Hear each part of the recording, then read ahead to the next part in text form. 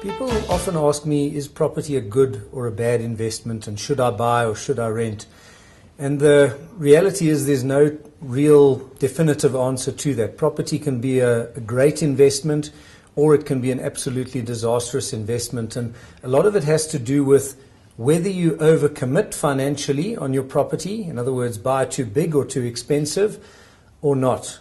And it's important to get this right, especially at the current time when interest rates are, by South African standards, abnormally low. The Reserve Bank has alluded to that and indicated that it wants to normalize rates, which means up.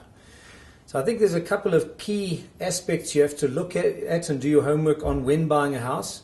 The one is obviously do some interest rate scenarios. If you're getting a 100% bond, it's all very well to say, can I afford it at the current interest rates? But what if you have a normal South African interest rate hiking cycle of, say, 4 percentage points, 5 percentage points up? Can you afford it then?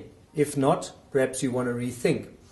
It's also important to take note that municipal rates and tariffs have been rising well above CPI inflation in recent years, and that could possibly continue. So get to grips with your rates bill and your electricity bill, and make some assumptions in terms of growth over the next few years, some significant growth over the next few years. On top of that, there's obviously the maintenance costs. A lot of us forget about that. We just worry about our bond payment when we buy a house. Get to grips with that too. It's crucial that you live well within your means with property. The reality is that even at these low levels of interest rates that we have now, as much as 15% of sellers are believed by estate agents to be selling for the reason of downscaling due to financial pressure. In other words, those 15% of sellers have got it wrong. They've overcommitted financially, and they can no longer manage or run or hold on to this property.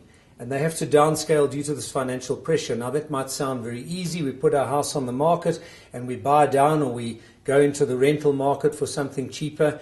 But the reality is that with that comes a whole lot of costs in terms of transactions costs, commissions, etc. when you're selling and rebuying.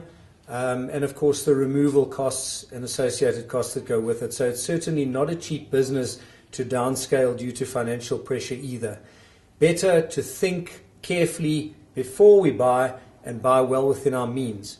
The middle and upper income groups in South African society are often used to having expensive houses with big lawns and swimming pools and all the luxuries, something that people don't often always have in other countries.